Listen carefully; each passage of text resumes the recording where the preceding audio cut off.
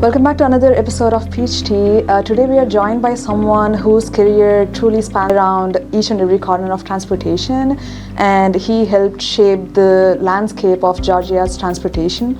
We'll be talking about his journey through public service, art of policy making, leadership lessons learned along the way, and his perspective on Georgia's evolving transportation future.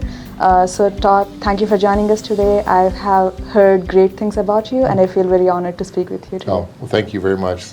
Kind words. So from what I have gathered, you began your career at GROT in 1990, and you progressed through roles as district engineer, director of pre-construction, director of planning, and you eventually served as deputy commissioner. And then you later took on a leadership role with Fulton County, and you're currently a division lead at Atlas. You also teach part-time at Georgia Tech. Yeah. Did I miss something? No, you got it. Work-wise, that's it. Okay. Yeah. So I started in 1990. Most of our listeners probably won't realize this, but in 1990 there was a slight recession going, and there weren't a whole lot of jobs out there. And so when we were looking for work, usually, now you can get 4 or 5 offers sometimes if you do pretty good in school. But now, back then, it was lucky to get a job, and I decided to go straight to graduate school instead of going out in the workforce, and got a year of graduate school. When I came out, I had a couple of offers, and one of the offers was from Georgia DOT, and I talked to a lot of different people, got advice, from mentors, what should I do, and of course the lowest offer, money-wise, was Georgia DOT. But it wasn't much lower, but it was still lower. And they had this training program that was, a mystery to me exactly what it meant. I didn't know much about it, but they said you would go to different offices. And I said, well, that sounds pretty fun. So I went to Georgia DOT and got hired in the Office of Planning. And I went there and worked there about 3 or 4 months, and then started on this really about a year and a half journey of going from office to office to office, where you work really 9 different offices over a 2-year period. Oh. And you get exposed from everything from geotechnical engineering to traffic engineering to bridge hydraulics, bridge design, roadway design, you name it. And really, I can't think of a better training opportunity than that. It was terrific. And I loved it. When I finished the training program, I said, is this the time to leave or go do something else? And I liked the people. I liked the work I was going to be doing. And I said, no, I want to stay as long as I like the people and like the work. And my boss at the time was Keith Golden, who later became commissioner. And I worked side by side with Meg Perkle, who's, of course, the chief engineer today. And we just had a great time in that Office of Planning. And it kind of started me on a career. But being exposed to all those different offices led me to a belief that I could work in those different offices. Mm-hmm. So over my career at DOT, I ended up I had 13 different titles, but really about 11 different offices that I worked in.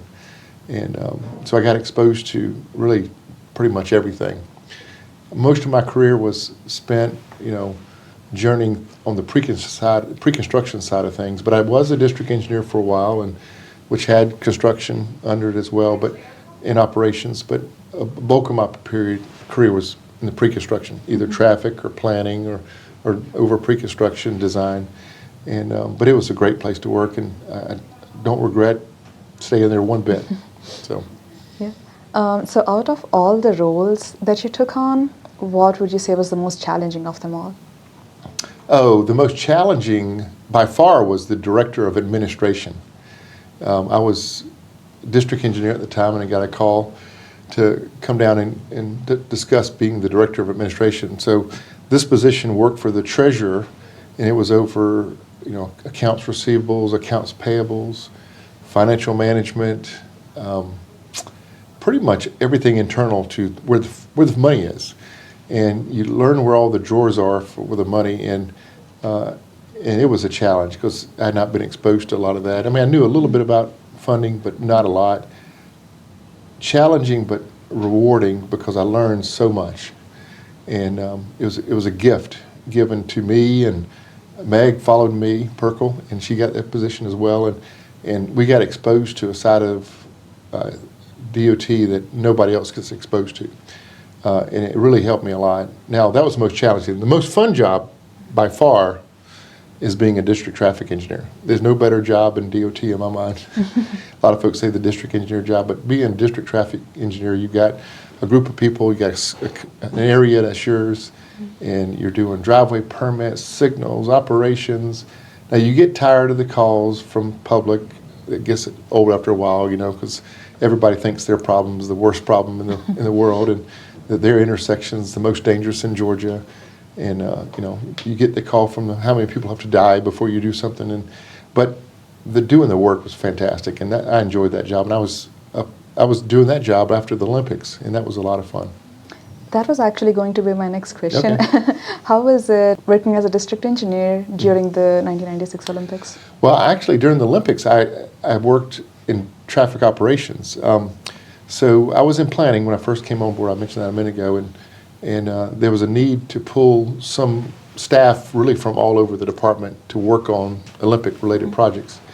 And I raised my hand, I volunteer, and next thing I know, they've got projects assigned to me, and for a 2-year period, I was kind of on, even though I was in planning, I was on loan to folks in traffic operations who were preparing for the Olympics. Marion Waters was the state traffic engineer, and he just grabbed people wherever he could grab people they thought could handle projects. And they put me in charge of 3 or 4 different projects. One was the Olympic wayfinding signage project. So all the signs on the interstates, all the trailblazing signs to the venues, to the parking, that was all a contract that I managed throughout the process.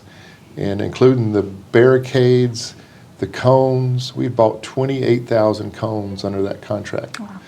And these are for parking lots. We bought miles and miles and miles of water-filled barrier, and that was all part of the signage contract. And during the Olympics, I had people in the morning times would get up and ride all the routes to the venues, not the venues, it was really more the parking for the venues, and making sure nobody had stolen the signs. The signs were beautiful. The trailblazing signs were 2.5 by 3 feet, and they had the Olympic torch and all the Olympic colors, and so people were just going and taking them off. They couldn't, we had the bolts on them that were technically foolproof, but they'd just cut the whole thing off and take the sign. Wow. So we have to do that every morning, but it was a lot of fun. And then I did a ATMS project in Savannah. We put in, it was the beginning of there, we put in fiber optic, we put in overhead changeable message sign, one sign.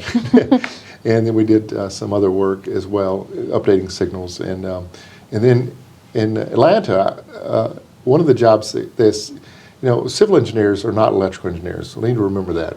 There were a few electrical engineers on staff, but most of us don't know much about electrical engineering.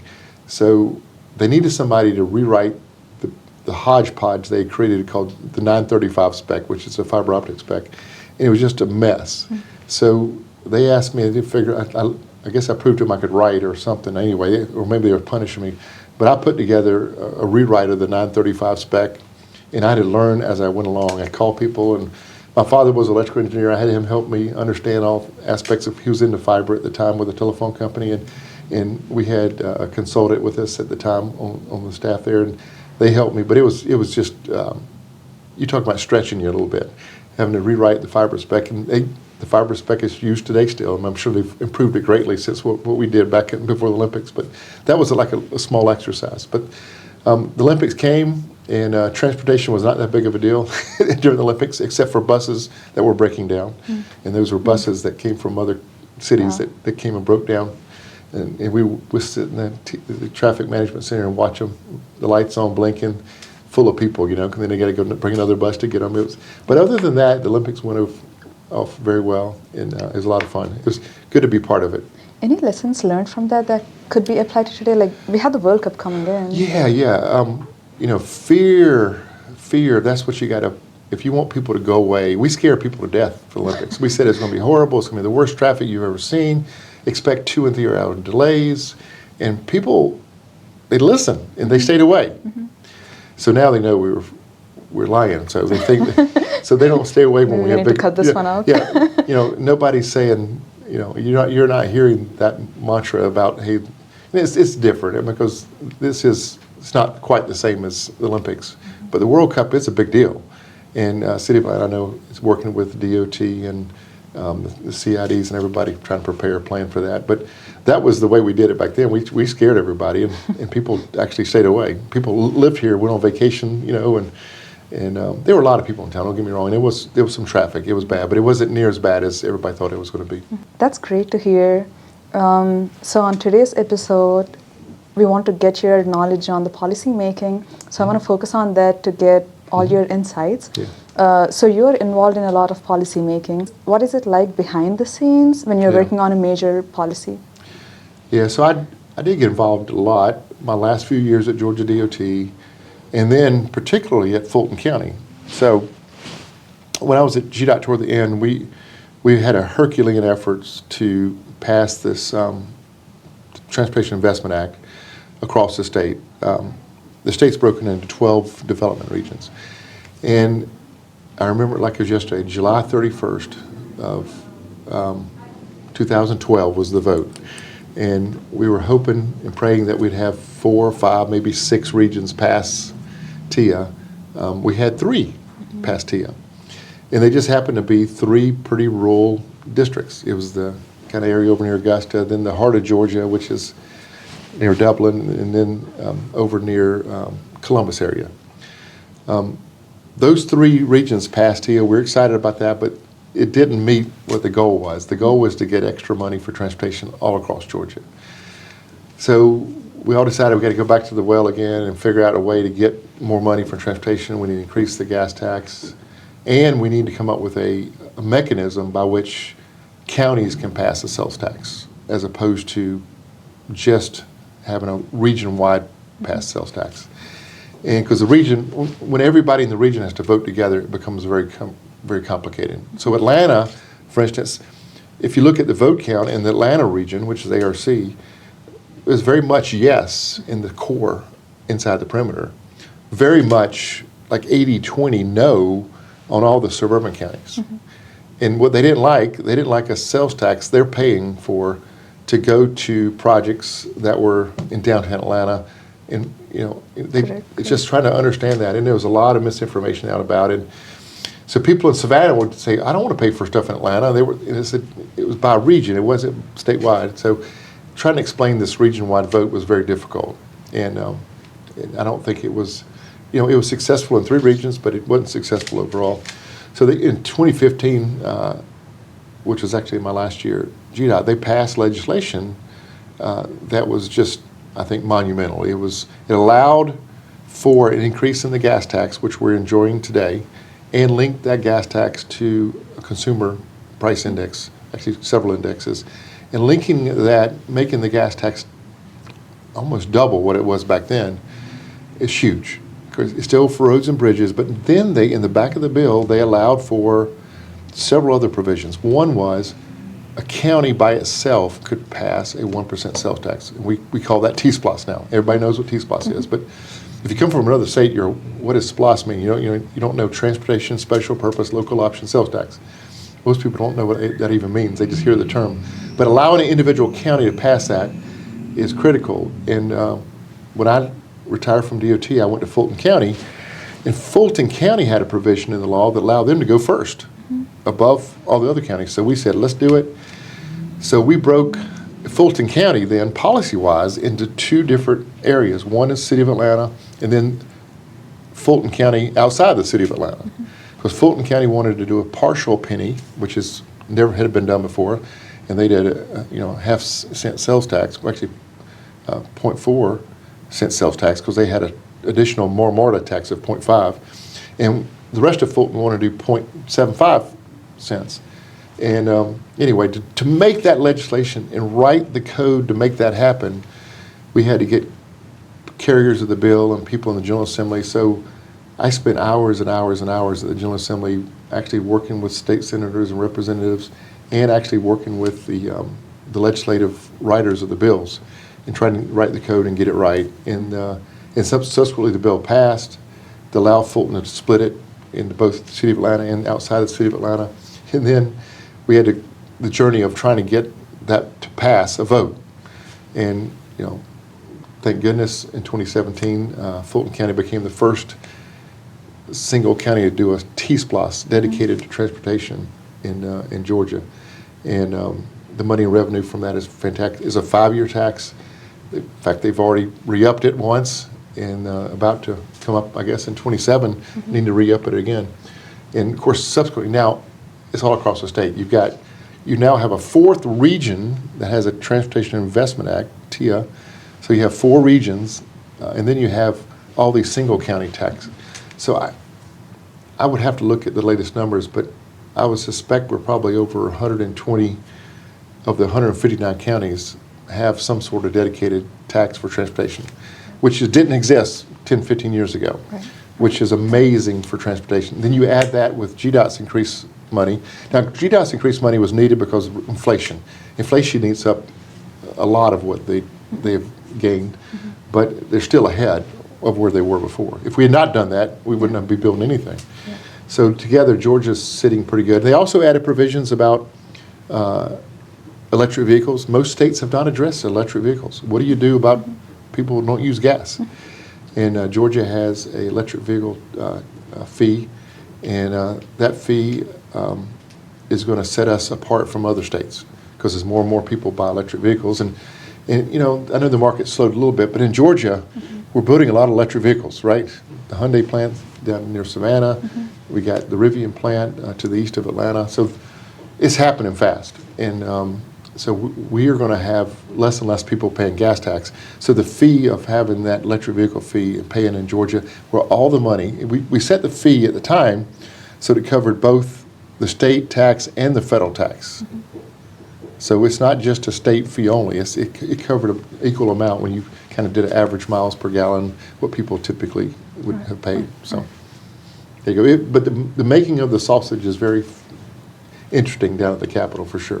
Yeah. It actually made me convinced more than ever that I don't want to be a state representative or state senator. It's very hard because those jobs are pretty much volunteer. The pay they get is practically nothing, and the time and energy they have to spend on that job is really. If you're one of the movers and shakers, you spend a lot of time on your job. Yeah. It's very interesting. I was about to ask you about the T-SPLOS. You already touched on it. So you were essentially the gatekeeper at a time for the project list and everything. Right. For the TEA, now the Transportation Investment Act, with the regional one, the planning director, when I was planning director from 2009 to 12, that's the gatekeeper. Right. And Janine Miller's in that position now. But and that was the first time we did it. There's no gatekeeper for individual county T-SPLOS. The gatekeepers are the counties, but they need help and guidance from. Of course, Russell McMurray works with them on project lists and helps them, but they're doing those project lists themselves. And this is money they can spend that's not encumbered with federal funds, and they can spend it quickly. And of course, a lot of counties, I mean, our biggest county in Georgia practically is Gwinnett. Maybe it's not the biggest, it's the second biggest. They don't have a T-SPLOS, but the elected leadership in Gwinnett decided to give 60 or 70% of their regular SPLOS to transportation, and it's such a generator of revenue because people come to shop there, and that it's been great. They haven't needed to add another sales tax for transportation. Yeah. But if you're a smaller county, you know, 1% sales tax doesn't bring in enough money to meet all your needs. It just kind of helps. So what do you think would go into the project selection criteria? Like the technical merit, or if there are like any sort of regional politics, what are all the factors that would go into project selection? Yeah, I've always, project selection, you can have the most sophisticated data structure you want, and data is needed to make the right decisions. You can have a program that spits out the best project, but that is not always what gets built, okay? Because politics is something you can't predict. And the state of Georgia has historically had leadership in this state at the Capitol and at the governor's mansion that are not from Atlanta. You go back in time, most of the transportation committee members and leadership have been from rural Georgia. So historically, a lot of money has been spent all across Georgia. If you did everything based on pure volumes and need, you would never build a project in Webster County, right? You would never widen US 27 down to South Georgia, right? So we built this whole system called GRIP, Governor's Road Improvement Program, and it was intended to boost economic development across the state. And criticize it or not, projects in those cities and counties would never have been built if you did it based on a pure need basis, right? Correct. You know, a road in South Georgia is never going to have the same amount of traffic. Maybe in Savannah, but you get out in the rural areas, it's just not going to have the same.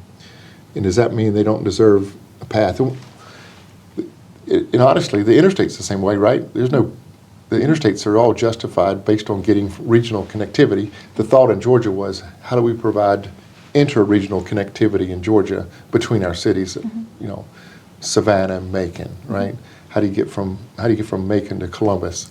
You need 4-lane highways between these major cities, and that's what we've pretty much built. Yeah. So out of all the policy decisions that you're involved in, can you name, I don't know, one or two that were of significant impact? Oh, wow. Policy decisions that I've been involved in. I got involved in a lot of decisions that were policy-like.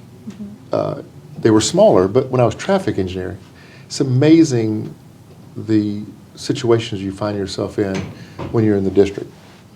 For instance, let's just say policy decision. Cutting trees on the right-of-way, right? There's nothing more aggravating than you pull up to an intersection and you can't see, right? Right? So there's a need to trim the right-of-way. Trimming trees on right-of-way in front of people's houses is probably the most controversial thing you'll do, because people come out into the woodwork, don't cut my tree. It's not your tree. And then even on the interstates, we made a decision to cut back so many feet from the edge line for safety reasons and keep the trees. The amount of feedback and pushback we got on that was unbelievable. Because you thought people from other states were writing in about how evil we were at Georgia DOT, cutting trees down along the interstates. But that saves lives, right? You leave the roadway, you know, hitting an object is probably, I think, if I remember my stats, 50% of the deaths in Georgia are fixed objects that people hit.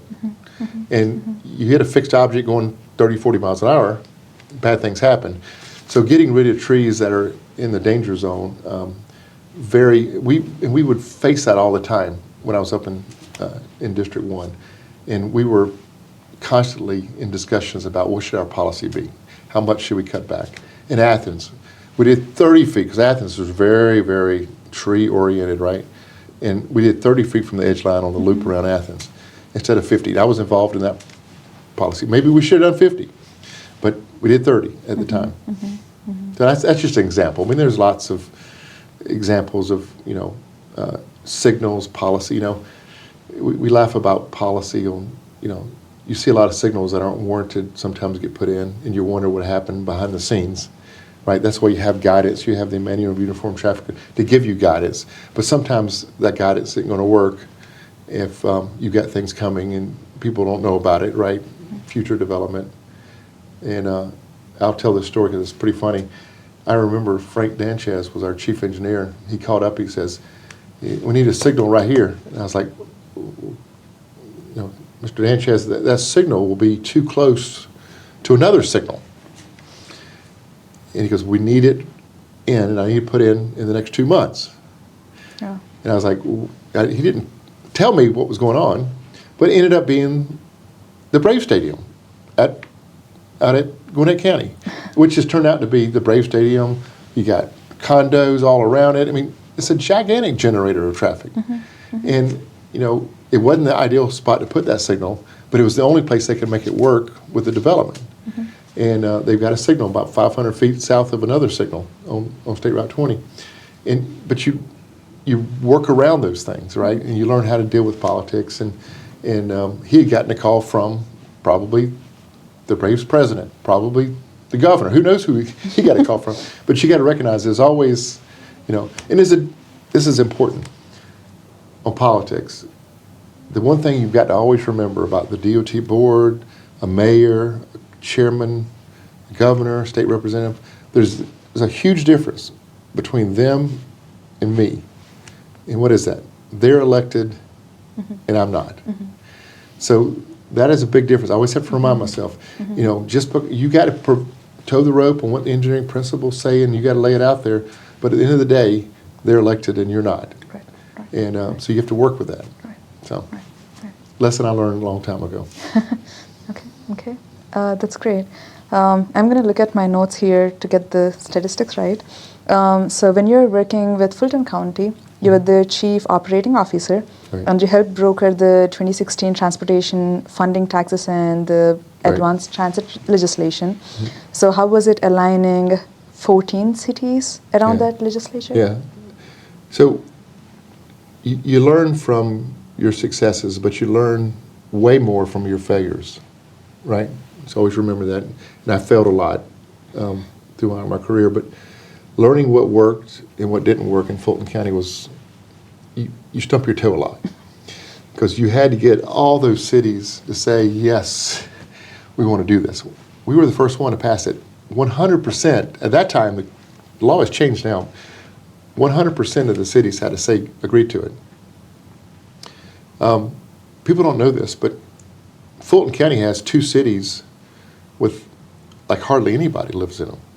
I mean, literally, Chattahoochee Hills, it's got a good number of people, but you got Mountain Park on the north is a city, and it's probably, I don't think it has 500 people. But that mayor of Mountain Park carried the same vote as the mayor of Sandy Springs. Right. So you develop relationships. So what I learned, I guess you asked what I learned from that, was relationships. So I had all the city managers on speed dial, and I knew all the mayors. And Dick Anderson was my boss at the time. He's still there. He's county manager in Fulton. And Dick's one of the probably the best county managers in the state. He's awesome. And he knew how to handle himself in crowds, but he put it on my shoulders to make these deals behind the scene work. And worked with all of them on their list. And we did. We just were on the phone all the time and made it work.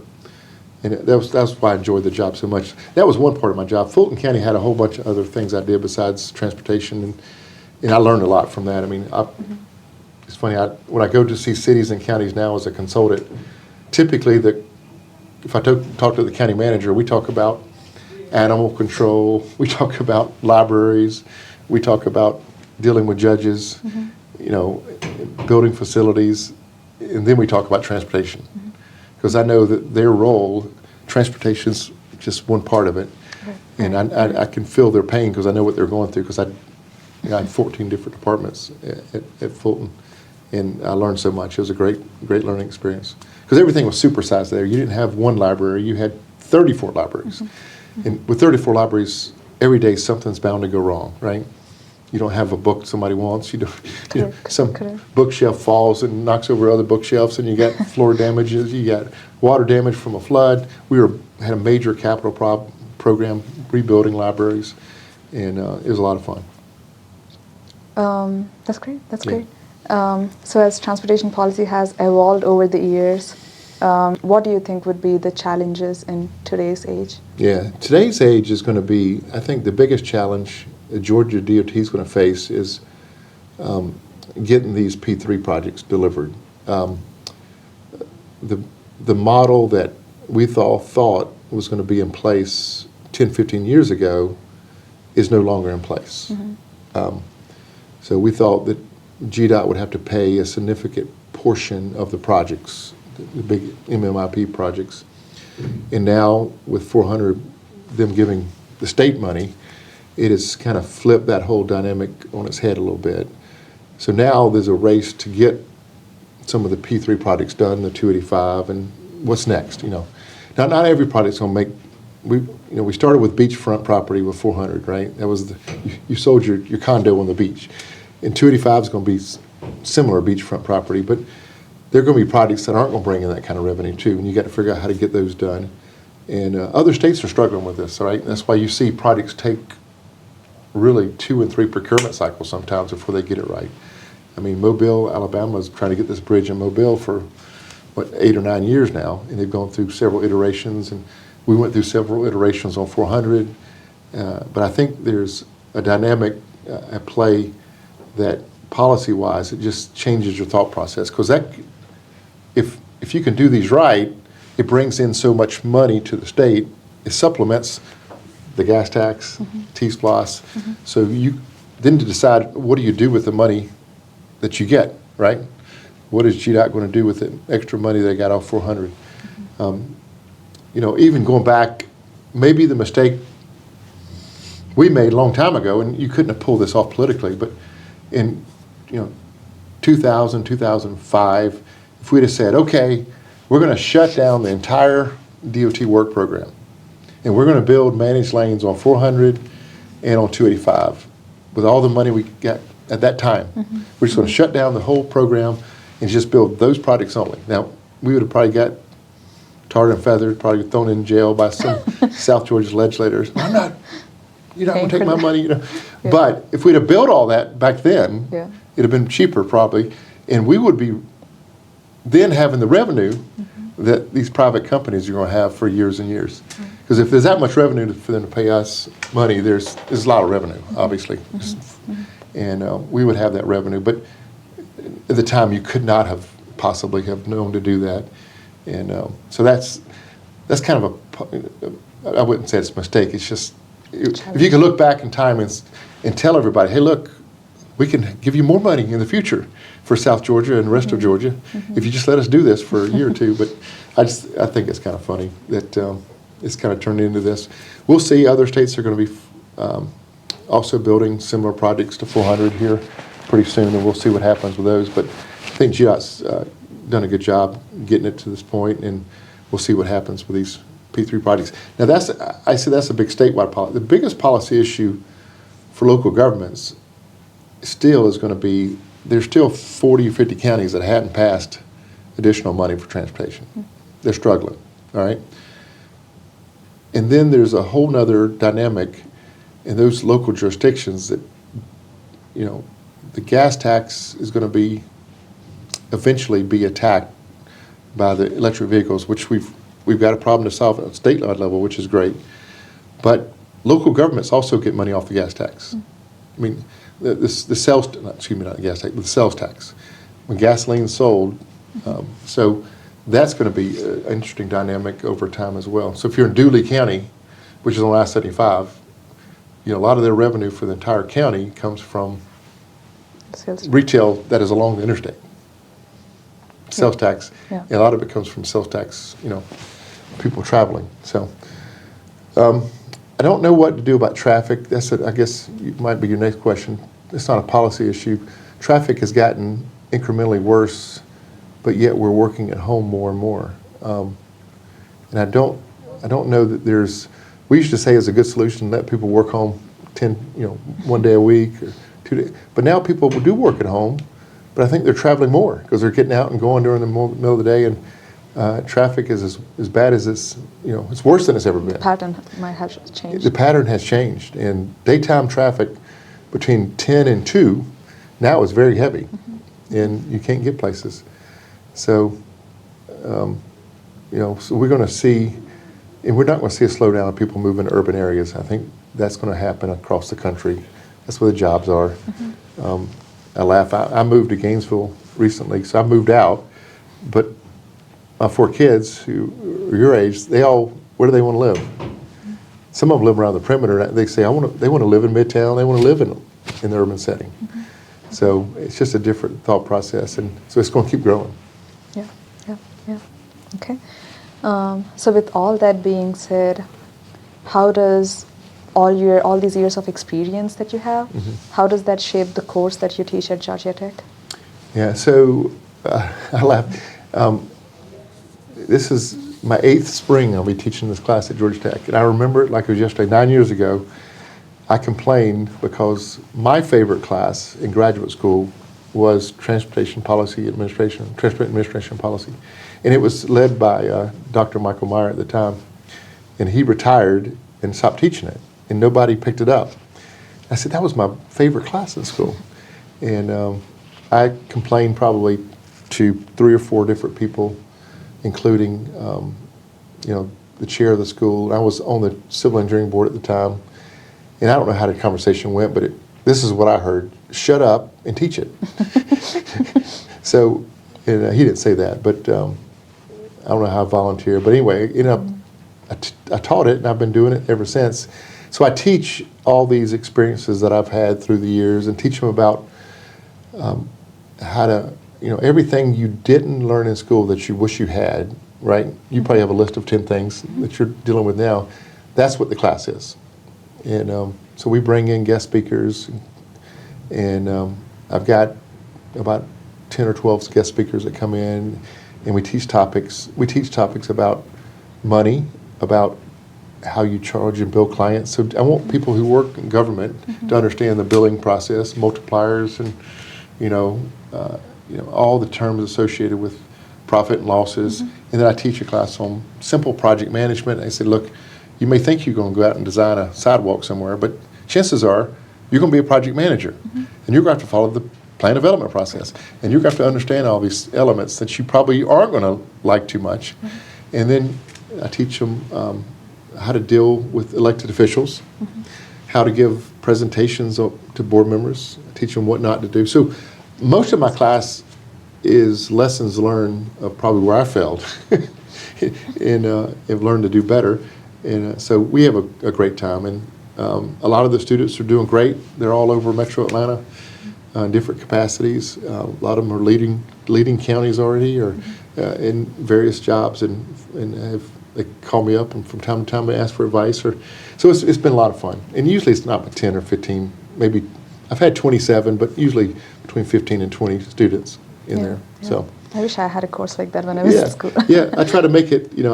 I'm sure Georgia Tech probably, they look at the curriculum and they know what I teach, but it's not like an academic course on, engineering. But we teach them a little bit of engineering, enough engineering to understand politics, right? And how we teach them what T-SPLOS stands for. I mean, simple things like that. I mean, the history of, if you don't know where the money comes from on the project you're working for, you're at a disadvantage. And most people, if you walk around any office and ask them, hey, what are you working on? They'll tell you, well, how's that project funded? I don't know. They don't have a clue. So knowing where the money comes from and the source of the project, I think, is very important.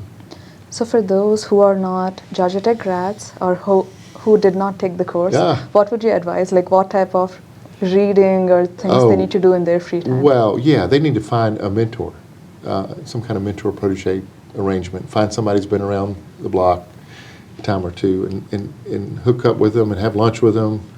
Tell me about multipliers. Tell me about what it means to make a profit on a project. Tell me what happens when I don't. Tell me what happened. Tell me about HR issues, right? We don't learn HR issues. We don't know how to hire people and fire people. So I actually have a little section on hiring the right people and firing the right people. So you really need to be well versed in a lot of topics that you don't get really any exposure to when you go into any kind of school. Okay. Yeah. That's great. Shifting gears a little, I heard from people that you're incredibly approachable, and you know a whole lot of people. So what would you say is your secret to building a great social network? Oh, well, I'm not sure I have a great social network. I'm still an engineer, and engineers are usually goofy, right? But I did try to be approachable through the years. Not sure. I think it's been harder to be more approachable later in life. I think having email and all these devices on you all the time, you're constantly in meetings, you're constantly on the phone. You can't it's hard to be approachable because you're so busy. And I hadn't licked that problem yet. You get too many emails and too many distractions. But when I was coming up through the process, I tried to be, understand what every person in the office does. And fortunately, most jobs I stayed in. If you stay in a job 3 years, I think that's pretty good. Your first year, you're lost, you're learning. Your second year, you're really getting in there and learning, but you get your sleeves up, you're actually getting some stuff done. In the third year, you're kind of learning to be efficient and cruise through it. And so when I started out in any job, I would get in there and I would learn every job. which was probably not a terrific management style because I did probably way too much work. I would just do it myself so I could learn how to do it. And but that allowed me to relate to the person who actually did those lower level things, and it just caused me to work more and not be efficient. And then as I learned to be efficient, I would learn to trust and know who does what and understand what they do. I don't know that anybody can be real approachable with these iPhones, and I got to tell myself to put it down all the time. It's hard. Yeah. Okay. You spoke about mentorship. So if someone comes to you to be a mentor, what would you expect in return? Oh, no, I would expect them to teach a lot. So whoever's mentoring typically, if you talk a lot and all you do is talk, you're not going to learn. But if you listen, so if I mentored you, if I just shut up and listen to you, I would probably learn a ton about what a young person thinks in this industry and what they think is good, what they think, is alarming to me. I asked a question one time. This is my second year. I had 22 students in the class, and I said, all right, I have two jobs. One job is to design a sidewalk in Buckhead. I gave them point A to point B. You're going to be the project manager for that job. And then I said, the other job is to be the project manager of the 285, this is before it got built, 400 interchange. All right? I said, all right, raise your hand which job you wanted to take. I was thinking all these Georgia Tech civil engineers, they 285 and 400. It was 18-4 in favor of the sidewalk job. It taught me something, right? Just they don't value, a young person is not going to value that. They would value something that's helping air quality, pedestrians, and people getting out of cars a lot more. So you learn a lot if you shut up and listen. So, and I need to be better at that always, obviously. But that would be my good advice to anybody doing mentoring, is not feel like you got to talk all the time. Okay. I think that covers majority of my agenda. Right. But I want to get some final thoughts from you. So what do you think makes Georgia unique in terms of planning and delivering large-scale projects? Yeah. Oh, Georgia's unique in that it's got some of the brightest and smartest people at high level. So hats off to Russell and his team. They've done a good job delivering big projects. Hats off to a lot of the firms that are in Atlanta. People don't realize this, probably more, I don't know what the number is, but I've got to think more big firms have offices in Atlanta than pretty much anywhere. I mean, if you're a transportation firm and you want to do transportation, I'd be surprised if you don't have a presence in Atlanta markets. So a lot of smart people are here. And they're working on all these projects all across Metro Atlanta. I don't know what the number is. It'd be kind of interesting to see. One time GDOT had 10,000 people. They used to brag about that. And they're down to 3,500, 3,200, something like that now. But what is the number of people working on DOT-related transportation projects in Georgia? If you start counting all the consultants, it's a big number. It's a lot more than 10,000 probably, right? And I'd like to know what that number is. But in general, I think what sets Georgia apart is now we have money and we can put action into play because we have money. A lot of the states that struggle, the states that don't have money, they need something magical to happen, to make the project move forward to the next level. And we're surrounded by states that do struggle with that, I mean, Tennessee struggled for years, and now they set aside $3 billion extra dollars recently. That was a big deal to them, which is great, and they can deliver projects, but it's still not what they need. They need a lot more. Alabama, same way. They're struggling to figure out how to deliver the big projects because they don't have the money. Something has to happen to get the money. So anyway, I think that answers your question. Okay. Yeah, it does. It does. And my next final question was, what type of advice would you give to a younger engineer, someone like me, who is trying to grow into this area?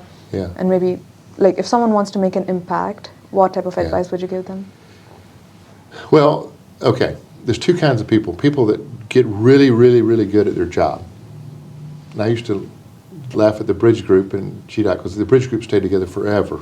They just go in young and grow old together, but they knew bridges, right? And that makes them the best bridge engineers in the world. And that's perfectly fine. I love it. But if you want to be diverse and know transportation as a whole, you do this for a little while, then you got to go into traffic, then you got to go into pre-construction, you got to touch environmental, you got to touch other offices and learn what everybody else does. I bet if you interviewed Haral Patel at GDOT, she'll probably tell you her best time was in the field, construction learning, and then we stuck her out at environmental office to learn environmental. She read all the regs, and she learned about, she would never, but she got willingness to get exposed to that, right? And that's what you got to be, a willingness to get exposed. Me being director of administration, a willingness to do a job that I knew nothing about and learn it, and jumping from job to job. That would be my advice to a young person. And, 3 years, go into another job. 3 years, go to another, not leave a company necessarily, right? You can do it, most firms are big enough, you can do it right at your firm. Correct. But just ask for opportunities to move from one group to another. And there's nothing wrong, once again, with being a bridge designer long-term or being a road designer long-term. But if you want to really get up to a higher level, I think you've got to diversify yourself. Yeah. Okay. Thank you. Any final thoughts you would like to give to the ITE community through this medium? So this is my ITE comment. Pick an organization and go with it. If it's ASHE or if it's ASCE, or in our case, we chose ITE. But get involved and go to the whatever degree necessary to enjoy yourselves. And you got your friends at work, you got your friends around your work, and you got your family, right? Sometimes they're intertwined together. But having friends outside of your work that do what you do, there's nothing better. And that's what ITE provides. And ITE is, you can say what you want to, it's great because they got conferences and stuff, but from a social standpoint, ITE is probably the most beneficial thing that I did outside of working at GDOT in these places. Having that social environment and have got friends for life. That's great. That's great. I think that brings us to the close of today's episode. Thank you so much. Like I said, I feel honored to talk to you, and thank you for sharing your incredible journey with us. No, thank you very much for allowing me to be here.